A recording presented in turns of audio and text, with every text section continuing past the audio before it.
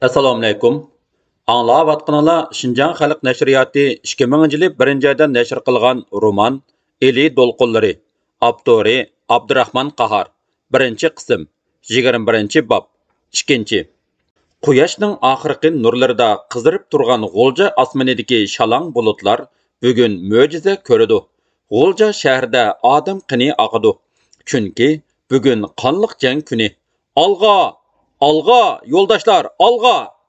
Mushu bir jumla so'z jangchilarni birlashtirdi va ularni olg'a yetaklaydi. Mushu bir jumla so'zga qonliq janglarning mazmuni, xalqning orzu tilaklari singdirilgan. Bu g'alaba chaqiriqi. Olg'a! Harambog', Langshang butxonasi va aeroplan stansiyalardagi dushman poteylariga qarshi shiddatli jang davom qilmoqda edi. Qismlarimizning asosli kuchi Harambog' bilan Langshang butxonasiga silindi. To'xtovsiz etilayotgan o'qlar, gumburlashlar yer jahonni titratib, larziga keltiradi. Qo'yuq daraxtlar bilan chumkalgan Shoh hojining beg'i va uning atrofidagi bog'larning dal daraxtlari o'qlar zarbisidan qaraslab sunmoqda. Qorlar to'zimoqda.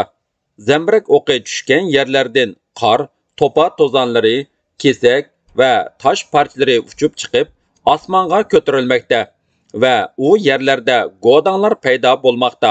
Bugun oldingi sapga kelgan odamlar nihoyat nurg'un edi. Qismlarimizning keyinda yangidan sapga kirgan fidoyilar ko'p bo'lib, ularning qo'llarida uzun yog'och sapliq nayzlar bor edi. Ularga qo'shilib tayoq cho'moq tutganlarmi, qiqas cho'qan silishga kelganlarmi nurg'un edi. Urush maydonining oldingi sepidan tortib ta orqa sapgacha aralashib yurgan shafqat hamshiralar oldirash yugurishib yurishadi. Bugun jang maydoniga Nizomiddin kelgan. Uningga 2 kishi hamroh bo'lib yuradi. U nayza, kaltak to'qmoq bilan qurollangan qiqas cho'qanchilarning yiniga keldi. "Sana qurol yetishmabdi-da", dedi Nizomiddin kalta paxtliq chapan sirtidan og'amcha bilan belini bog'lab olgan yosh yigitga kulimsirab. "Bizning ko'pchiligimizda qurol yo'q", dedi yigit. "Agar dushman bilan giralashib qolsak, musht bilan peshvo bizning qurolimiz bo'ladi." Hammasi paraqlab kulishib ketdi. Nizomiddinmi kulib dedi: "Yaraysizlar, xalqimiz man mushundoq qo'zg'algan. Uningga nimmo tankilalaydi a?" Nizomiddin qalaymaqan saplarni aralab o'tib, bir to'p odamlar yeniga keldi. Ularning ba'zilari nayza, ba'zilari cho'moq tutgan va ba'zilari quruq qo'llar edi. "Nayzang ittikmi? Vah, buni bilib, qaltis ittik qilvatdim. Shamshardang a? Yaxshi. Agar yo'li kelsa, netsan jini jahannamga ketidi buning bilan. Agar miltiqimiz bo'lsa-ku, eng oldiga baratdiq. Cho'moq bilanmi o'z yasimizni qo'shimizda amdi. Bugun bu ofatlarni jazman yo'qitib, majburlab akirib ketgan urug' tuqqanlarimizni qutqizmoqchimiz", dedi pakinak bir odam. Komendantchilar Selingbuni tartqizib qo'yib, Harambog'ga qopsilib qolgan kunning atisi qechishga ulgurolmay qolgan Boykul, Yangihayot mahallalarining bir qism odamlarini bola chaqlari bilan Harambog'ga akirib ketgan edi. Nizomiddin o'zligidan qo'zg'alib bu yerga kelgan, miltiq ovozidan ilhomlangan bu fidoyilar saplarini aralab chiqib hayajonlandi. U ko'pchilikka mundoq dedi: "Bugun Harambog'ni cho'qim olamiz. Bugun shuning bilan Gomindan qo'shinlarining G'uljidagi eng oxirgi qismlarimi talto'kis tugaydi." Tang atqucha nishonlangan o'rinlar elinib bo'lish kerak edi, lekin ilgirlash asta bo'layotdi. Tang yaqinlab kelmoqda. Qanday qilish kerak? Bu hamma odamni o'ylatayotgan jiddiy savol edi. Nizomiddin Shoh hojining beg'ining to'vinidagi qo'rg'oga joylashgan istehkomda turib, urushga yetakchilik qilmoqda. Kaynidan bir necha foiz zambirak o'qi kelib tushdi-da, atrofni titratibdi. Yerga chaplashib yetib olgan jangchilar orasidagi Anvar beshini ko'tarib oldida o'q uzib turgan potayga tikildi. Uning o'ng va so'l yonida 2 jangchi shu petichilar yetib qolgan edi. G'azabini hech bosolmagan Anvar kayniga siljib yinib Nizomiddinning yiniga keldi. Surlik bir tusda xiyol qilib turgan Nizomiddin kayniga burilib, mushtumlarni tugib turgan Anvarga qaradi. Yenidagi ikkilanmo Anvarga tikildi. "Ruxsat qiling", dedi Anvar o'zini bosolmagan holda. "Dushman istehkomiga hujum bilan o't etishqa." Nizomiddin beshini qattiq silkidi. Potayni gum qilmay turib hujumga o'tish o'zimizni o'limga tutib berish bilan barobar. Bizda chiqim ko'p bo'lyotidi. Qonni qon bilan yuyimiz demoqchimisiz? Yetiveramdiq. Urush chiqimsiz bo'lmaydi. Lekin bilib qo'ying, biz bekorga qon to'kmaymiz. Chiqim bedeliga ozodlik g'albisiga ega bo'lamiz. Hujumga o'tmasak, jiddiy paytda o'zini besib olmasa, komandirning mag'lubiyati. Anvar apandi, dedi Nizomiddin darhol uning so'zini kesib. Sabr qiling, hujum oldimizda. Arini bir minutlik jimliq bosdi. Nizomiddinning ko'z atroflaridan tortib, kang manglaylarigacha ushoq qo'riqlar paydo bo'lgan edi. U mundoq dedi: qismlaringizning bir qismi dushman tochkalariga to'xtamay o't atsa, o'qni panoh qilib, qolgan qismi g'arbiy to'plikka chiqsa qandoq? Anvarning chiroyi ichildi. Nihoyat yaxshi, dedi u jonlanib. Mushu usul bilan olg'a siljili. Nizomiddin yenidagi Aqilbekka qarab, urush maydonining g'arbiy janubidagi qismlar mushu usul bilan olg'a siljish kerak, dedi buyruq ohangida. Nizomiddinning mushu buyruqi Aqilbek orqali butun urush maydonida ig'izdan ig'izga o'tib jaranglashqa boshladi. G'arbiy to'pilikka qarab olg'a! Anvar batalyonining bir qismi o'z doirasidagi potaylarga to'xtamay o't etishga boshladi. Qolgan qismi Harambog'ning g'arbiy to'pilikiga qarab olg'a siljidi. Yer beg'irlab olg'a siljayotgan jangchilar potaylarni shiddat bilan o'qqa tutmoqda. Cho'g' bo'lib uchayotgan sonsizlagan o'qlar Harambog' to'pilikini yo'ritib o'tgan.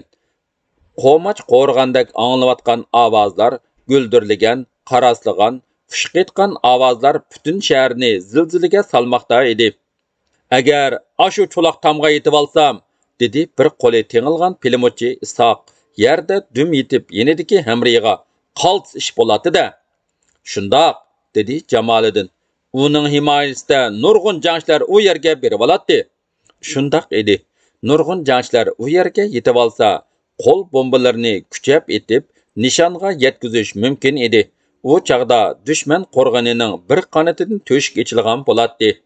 Qani, komandir, buyruqni qil, dedi Isoq. Uning ko'zlaridan o't uchqilari chaqnab turadi. Barmoqlari pilimot ko'rjigini qattiq qisdi. Qo'l bombalar tashlansin. Bombalar potayning atrofida portlab, qor aralash tutaklar ko'tarildi. Shu paytda Isoq pilimotni ko'tarib, uchqandek yugurdi. Biroq tutaklar orasidan uchib kelgan o'qlar uni birdilla to'xtatib qo'ydi. U qing'iyib yiqildi. Ko'ziga hech nima ko'rinmagan Rayhon o'zini u yiqilgan yerga otdi. Kimdir biri vaqirvatdi. "Hey, yomon bo'ldi-da, isit!" U Isoqning beshini tiziga oldi. O'q uning o'ng mursining ostiga, cho'ng yonpeshiga va sol qo'lining jaynikiga tekkan edi. U ko'zini ochdi. Shu chog'da potayning yenidagi tam o'rildi-da, qo'rg'on ichidan go'mindan qo'shinlari varqirishib hujum bilan chiqib keldi. Rayhon Isoqning qo'lidagi pilimotni oldida cho'loq tamning ustiga qo'yib sayirtibatdi.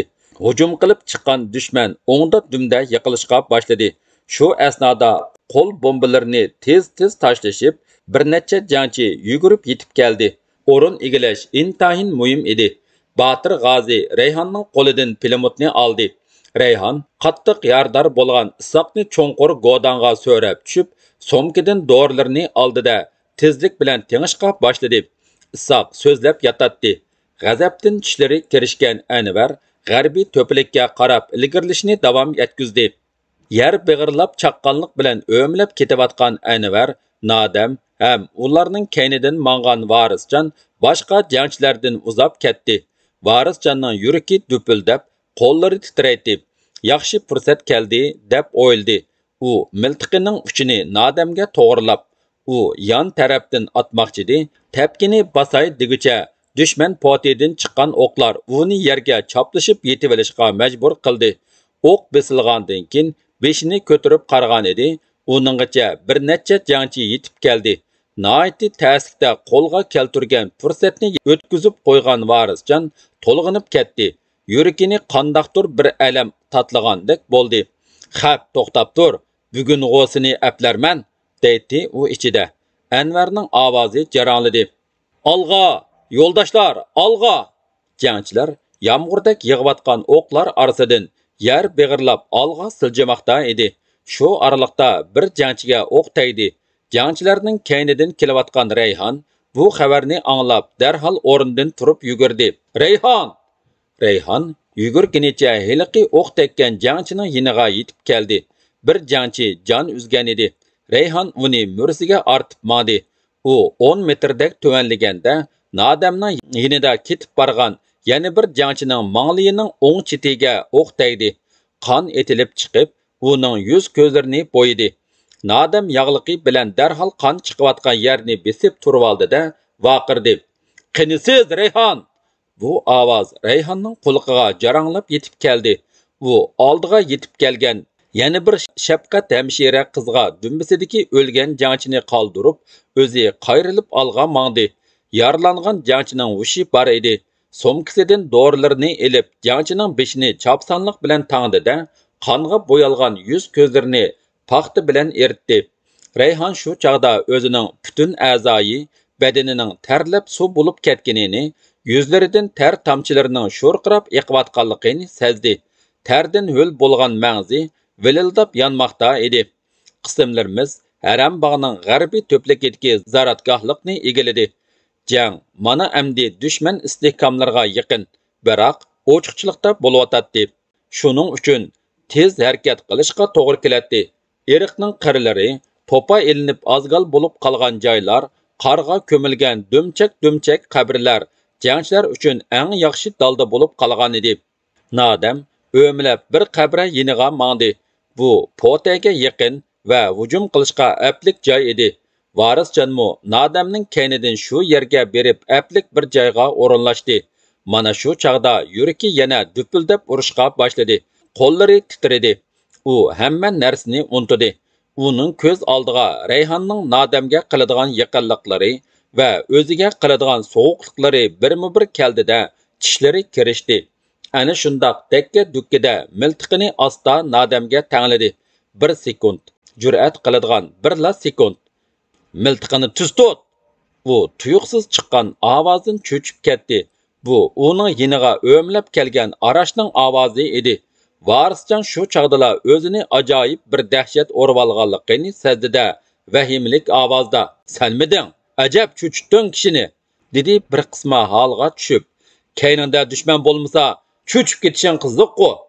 Varisjon nima deyishni bilolmay, osal holga tushib tamtirab qoldi. "Potaga nayt qattiq tikilib turib ketibdiman", dedi gap yasab. "Arash, hunaringni ko'rsatsang-chu, Arash", dedi Nadam Potaydan ko'zini olmay. "Menmo shuningga keldim. Masha aptikda qiladi. Tong etib kelyotidi. Mana subhi. Tong oldidagi qorong'ulik hozirla o'tib ketadi. Qanday qilish kerak zodi?" Bu savol hamma odamning mingisini chirmib olgan edi. Bu savol hamma odamni qiynab azoblamoqda edi. Jeli bo'lib turgan batalyon komandirining oldiga Nizomiddinning buyrug'ini elib Aqilbek yetib keldi. Uning yuzlaridan ter tomchilab turadi. Aqilbek, "Potaylarni portlatishga odam avatilsin", dedi uningga. "Xo'p", Aqilbek urush maydonining boshqa saflariga yugurib ketdi. "Yo'ldosh komandir", dedi bir jangchi beshini ko'tarib. "Ruxsat qiling, Potayga bomba tashlashga." "Bering, inim", davatdi Anvar darholla. Jangchi yer big'irlab olg'a ketdi. O'qlar to'xtovsiz etilyotdi. Anvar jangchidan ko'z uzmaydi. U Potayga yaqin bordi-da, qo'l bombasini otdi. Potay to'shkidan quyuq is chiqdi va Potay etishdan darhol to'xtab qoldi. Anvar xushal bo'lib, o'rnidan ittik turdi-da, "Olg'a!" deb varqirab buyruq qildi. Butun jangchilar "Hurra!" deyishib, o'rnidan turishib yugurdi. Lekin 4-5 qadam yugurmayla to'shkdan o'q chiqib qoldi. Heliqi jangchi xatarlik yerda yiqildi. Ko'zga hech narsa ko'rinmay olg'a intilgan Rayhonni boshqalar qo'yib Yana bir jangchi yer beg'irlab olg'a mangdi. Biroq uningmi o'q tegdi. Ahvol jiddiylashmoqda. Hammaning ko'zlarida yongan qahri g'azab uchqunlari go'yo yolqinga aylanmoqda edi. Tari turilgan Açıqı kelgan Anvarning qishiga Nadam o'mlab yetib keldi. "Yo'ldosh komandir", dedi u o'zini bosolmay hayajonlangan holda. "Ruxsat qiling, hozir berib ujuqtirman. Anvar o'ylanib qoldi. Menga ishining, komandir. Nadamning ovozi qat'iy edi. Ma'qul, borg'in, dedi u va qopqini turgan holda dushman potiga qaradi. Nadam yenidan bombalarni qo'liga oldida yer beg'irlab tez siljib mangdi. Jangchilar qorallarini bas-bas bilan sayirtibatdi. U to'lg'inib siljib olg'a bormoqda edi. Atroflarga o'qlar vijildab tushib turadi. Anvarning ko'zi Nadamda, Rayhonning ko'zi Nadamda, Varisjonning ko'zi Nadamda edi. Jangchilar bir yoqdan atatdi, bir yoqdan uningga umid bilan qaraydi. Nadam potaga yaqin bordida o'ng puti bilan tezlanib turib, kuchi bilan bomba atdi. Kayni-kaynidan yana ikkini atdi. Kuchlik gumburlash bilan potayning bir tarafi gumurlib tushdi. Harambaq qo'rg'iniga tunji eshik ochildi. Nadam qo'rg'onning ichiga qaratib, avtomatidan o'q uzdi. Hayajon hislaridan yurak bag'ri to'lqinlanib, yuzlari nurlanib ketgan Anvar o'rnidan darhol turib, qo'lidagi tapanchisini egiz ko'targan holda "Olg'a!" deb qattiq varqirdi va o'zi uchqandek etildi. Butun jangchilar hurra sadolarini yangratib hujumga o'tdi. Biroq nadindir uchib kelgan bir tal o'q Anvarni ketib borgan o'rinda to'xtatib qo'ydi. U santurlishiga Rayhon yugurib kelib yo'lib oldi. Bu chaqda taraf-tarafdan kuchlik dengiz to'lqinlaridek qiyqas cho'qonlar va hurra sadolari ko'tarildi. Sadolar bir-biriga qo'shilib, yer ko'kni titratdi. Bu g'alba sadosi, olg'a qarab yurish qilish sadosi edi. Nayzichilar, qiyqas cho'qonchilarmu ashu sado bilan egizlikka yugurishib chiqmoqda edi. To'lqinlanib, qahrlanib ketayotgan g'alba sadolaridan o'zlarini tamoman yo'qotgan Gomindan qo'shinlari o'lar tirilishiga boqmay qochmoqda va ba'zilari qurollarini tashlab tezlanib o'ltirib, titragan qo'llarini ko'tarmoqda edi. Uch viloyat inqilobi tarixiga yozilgan bu muqaddas kun 1945 yil 29 yanvar edi. Davomi bor.